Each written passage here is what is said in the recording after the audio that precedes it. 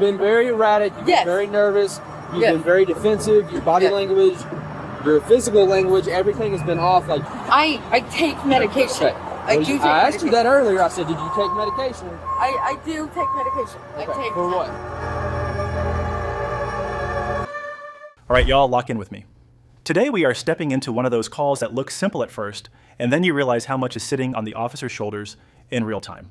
The setup is a traffic incident involving a mother and her 3 kids, and the big question hanging over everything is impairment. When you add children into the mix, every decision gets heavier. The tone the officer uses, where they position themselves, how they ask questions, how fast they move, all of it matters because you are trying to keep the public safe without turning a family crisis into something even more traumatic. This topic matters right now because we are in a moment where impaired driving is getting zero patience from the public, especially when minors are involved, and at the same time, every officer interaction is under a microscope. People want accountability. People also want humanity. And on scenes like this, you have to do both while you are still figuring out what is even going on. So we are going to watch this body cam together, and I am going to call it as it unfolds from the officer's side of the equation. If you want more real-time breakdowns like this, hit subscribe and ride with me. Just like little units roll past me with their red and blues on. There's another car up there. Am I the only straightforward game? I'm trying to figure out if this. Are you the driver of this car? Stop car is hard involved in this thing. I was pulling out We're going up to check off.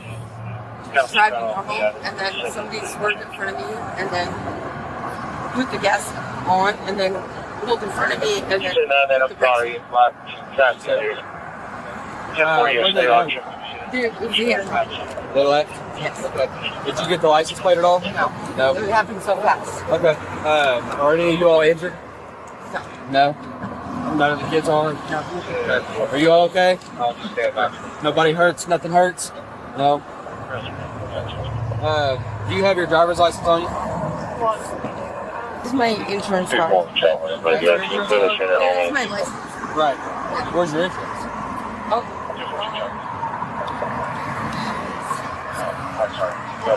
You haven't had anything to drink or anything like that, have you? And you don't take any prescription medication that may alter you driving? No. All right, we're gonna try to find that stuff for me. Okay, I'll be back up here in a second. Do what? Okay. Well, we can't leave yet. We gotta wait a second. Did you ever find your insurance? Just be sure. You do have insurance? Yes. So I'll be in the same location. Who's that? This is Doug. He's my boyfriend. What do I need to speak to Doug for? He knows I have insurance on the car. All tires are up. I need to see insurance. Okay. So where is the insurance? The citation number is 968. Hey guys, how are you all? I'm okay. All right, buddy. So I just got some questions for you. Okay? Is that your mom? Yes. That is your mom. Yes. Okay. Is she okay? I don't know. She was acting Like, rude. has she taken any medicine lately, or did you see her drinking anything? Like, I don't know. I just got picked up from school. you saw mommy take medicine Yeah, yesterday? Okay. Did she take anything today? Did you see her take any medicine today? No. Okay. How old are you, buddy? I'm 13 years old. 13. Okay. Your mom's not in trouble or anything like that. Okay. I'm just trying to figure out kind of what happened and what's going on. Okay. Yes, sir. Does your mom drink alcohol on a regular occasion or anything like that? Like when you guys are home? Occasionally she does. Does she drink alcohol every day or every other day or once in a while? And you're not in trouble either, okay? So I don't want you to feel like you're in trouble or anything like that. It's here and there, yeah. Here and there? Frequently, but not every day, no. Okay. And do you know if she takes or does anything else? Like, have you ever seen your mom do any kind of drugs or anything like that? No. Okay. And to your knowledge, she doesn't take any, like, prescription medication. So what that means is, like... Well, she has told me before that she does take prescription for something, but Yeah. I don't know what it's for. That's okay. Does she take it every day, you know? Or is it like... I think she's supposed to. She says it has something to do with her mental health or something. Okay. I don't know much information about it. Okay. Man, the first thing that hits me is how fast a basic crash turns into a child welfare call. When I hear the mom get defensive and the officer has to separate stories, I already know where this is going. Impairment cases with kids in the car are a whole different tier because it is not just DUI anymore. Now, you are talking about endangerment, mandatory reporting, and a domino chain that can change a family overnight. And look at the officer's approach with the 13-year-old. That is deliberate. You keep it calm, you make it clear the kid is not in trouble, and you start building a clean timeline. That is how you get reliable information without scaring them into shutting down. This also sits in that 2026 reality where departments are getting hammered on transparency. Every question has to be professional because the camera is not just recording evidence, it is recording trust. Done. And did you see how Mom wrecked it all? Did you see what happened? I wasn't paying much attention, but she was driving pretty fast next to the semi truck, and she swerved on the right after these cars. And then there was these other cars, and then I didn't really see what happened. I was looking down at my backpack because I was just now putting it down, so I didn't see where we really are. And then all of a sudden, we just got boom. And you're not hurt? Nothing hurts? No. Fletcher, nothing hurts? No. Savannah, you okay, sweetie? You okay? Nothing hurts? No boo-boos? No boo-boos? Okay. Good, good. Alright. So, she's got to go. She's got some personal stuff going on. Is there anybody that you can call to come pick you guys up? She just like take us home. She was nice enough to stop and make sure you guys were good, but that's not her responsibility, right? Okay, fine. Yes. She just has personal things going on. And Yes. She's got to go here shortly. So do you have anybody to come get Yes. you? Or, and your kids? Yes. Okay. So, we got some talking to do. Alright. So you see this trail of oil right here from your car? Right? There's another car up there with rear end damage. Okay. See where I'm going with this. Okay. Right. Your trail of oil that goes all the way to your vehicle tracks all the way back over there to that car with the rear end damage. Okay. You have front end damage. Okay. Right? You see where I'm going with this? Correct? Yes. So, you want to tell me anything, talk about anything? Just gonna take pictures. Take pictures for what? Just So we have multiple witnesses saying that a green van, right, fled from there, Yes. right?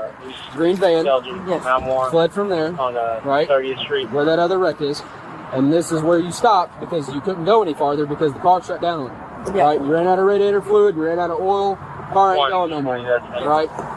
So, Can you, did you hit that other car? I'm out here at 30th Stone Alley. I mean, it's up to you because Apparently either way, right? That leads me to believe that this vehicle was involved in that same wreck. You tried to run, or whatever you did. I don't know. I'm not accusing you of running, but you tried to do something. You've been very erratic. You've been very nervous. You've been very defensive. Your body language, your physical language, everything has been off. Like you're being very defensive, and you don't want to talk about anything. Mr. Scott, Hold up. We're good, Scott. 1 second. Okay. Mr. Scott, can you come here for 1 second? Can you just come here for 1 second? Hey. What's the name of it again? Progressive or Allstate? Also, because You're acting very erratic. I take medication. Okay. I do take I asked you medication. that earlier. I said, did you take medication? I do take medication. I Okay. take For what? For ADHD. Okay.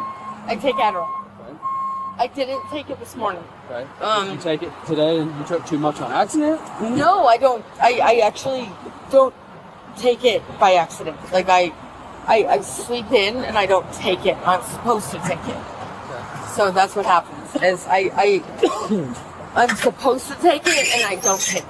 Oh no, the kid describing that speed next to a semi, that is the part that makes my stomach drop. A crash is one thing. A crash with 3 kids strapped into the consequences of an adult decision is something else. And the officer is doing what seasoned traffic guys do. He is building the case with physical evidence, that oil trail, the matching damage, the stopped vehicle. Because when impairment is on the table, the story is going to wobble, and the roadway does not lie. Then Mom's presentation, the unstable legs, the rapid defensiveness, the medication explanation that is a familiar pattern in these calls. Stimulants, missed doses, mixing substances, panic after a wreck. It all blurs together, and officers still have to sort impairment from anxiety in real time. Also notice how he is already trying to find a sober pickup option. That is triage, get the kids safe first, then deal with accountability. Done. Scott's gonna go put these kiddos in the car so they're not at danger of getting hit, right? We're gonna keep talking about some stuff. We'll be able to. Okay. You want us to wait there? Yeah, that's fine. Just wait in your car. This is my insurance. I mean, the only So reason I why asked for you. Yes, I know. Weird He asked people. me for my Yes. information, Hey, and I hey, freeze. hey, I don't know what to do. hey. Calm down. Calm down. Take a breath. Yeah. You're good. Okay. Nobody's going to jail. Nobody. Yeah, Everybody's I know, okay. but I freeze. I don't know what to do. Okay. Like, I mean, I have Whatever you insurance. want to do, man. If they got a bottle or something like that, we shouldn't be too much longer. Okay. I have Alright. insurance. Hey, It's because I get you have a medical condition, right? Yes. But that doesn't exempt you from when I ask you a clear, dry cut, black and white question. There's no gray. There's no wishy-washy. Do you take medication? You said no. Yes, I do. Okay. Why lie about it? I don't know. You got 3 kids in your car, right? If they weren't wearing didn't- seatbelts, whatever. I mean, No, they were. They okay, were. that's fine. That's fine. But you hit a car. You fled the scene. No, right? I didn't hit a car. A car hit me. That is telltale damage that you hit a car. A car was stopped. You ran into the back of it, right? I'm not saying you're at fault, but that's the picture that paints, right? Either way, Kentucky's a no-fault state. So whatever we put in the report is not going to determine who's at fault, right? All right.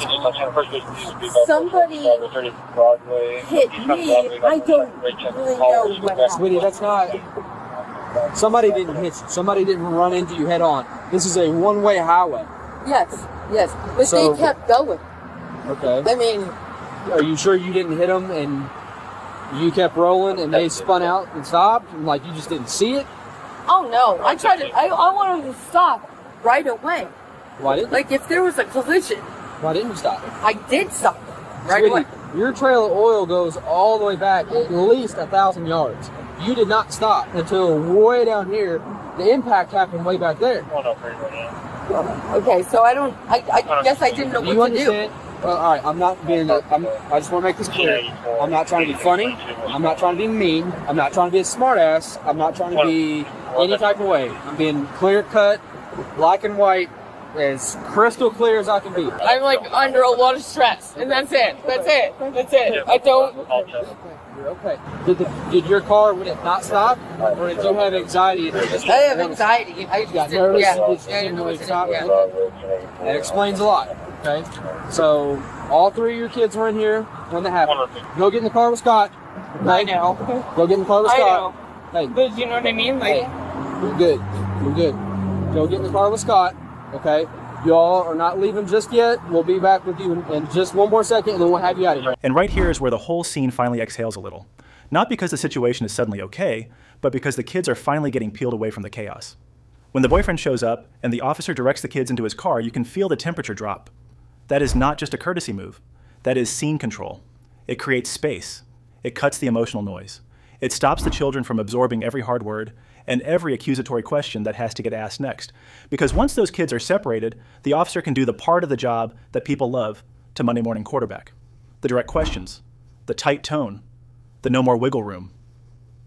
And you can hear him doing something important that a lot of viewers miss. He is drawing a clean line between empathy and accountability. He is not screaming at her. He is not degrading her. He is saying, I hear you on stress and anxiety, but I still need real answers. That matters. There is a huge difference between being compassionate and letting somebody steer the narrative when the evidence on the roadway is already telling its own story, and the mother is still stuck in that loop. The rapid explanations, the contradictions, the half admissions, the quick pivot to medical issues. That is the kind of communication pattern that forces officers to slow everything down and go piece by piece. Not because they want to be difficult, but because if you let a story like that stay muddy, you end up with a report that does not protect the public and does not protect the integrity of the investigation either. What hits me is how the officer keeps it grounded in verifiable things. Damage patterns, distance, the oil trail, the direction of travel. That is him building clarity in a situation where the driver is either too impaired or too panicked to give it to him. And I like that he is not pretending it is about blame. He is basically saying, look, I am not here to play courtroom. I am here to document what actually happened, so the next steps are based on reality. And that is where the boyfriend being there is so critical. Logistically, it lets the officer stop doing 2 jobs at once. He does not have to split attention between a possibly impaired adult and 3 kids standing in the blast radius of traffic and tension. Emotionally, it gives those kids an anchor that is not a uniform. And that is huge because kids in these moments tend to remember the fear. They remember the tone, They remember who made them feel safe. Getting them into a calmer vehicle with a familiar adult can be the difference between a bad day and a lasting trauma. Now, from the officer side, this is also a safety move for him. When kids are present, a parent who is already unstable can escalate fast. You can see that edge in her, the freeze moment, the I do not know what to do, the bouncing between cooperation and defensiveness.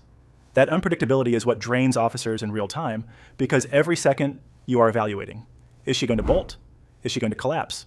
Is she going to start fighting? Is she going to start bargaining? And all of that is happening while cars are still flying by. So my overall takeaway on this one is simple. This is what public safety looks like when it is not clean and cinematic. It is an officer patiently pinning down the truth with calm pressure. It is creating separation so kids are not treated like evidence. It is refusing to accept a convenient explanation when the physical facts say otherwise. And it is doing all of it in a way that still leaves room for her dignity, even when she is making it hard. Bigger picture, this is exactly why impaired driving with minors is such a gut punch for communities. People can argue about adult choices all day. Nobody wants to argue about kids strapped into the back seat while an adult is not fully present. And in 2026, when everyone is watching these encounters through a microscope, the only way departments keep trust is by being consistent. Document the facts, keep the tone professional, protect the vulnerable first, then sort out accountability. And if you want another clip that shows how fast a parent situation can go from unstable to outright dangerous, stick with the channel. I just covered an incident where officers have to pull a child out of a disturbed mother's orbit after a violent theft situation. Different details, same core problem. Officers walking into a family crisis and having to make safety decisions immediately. Done.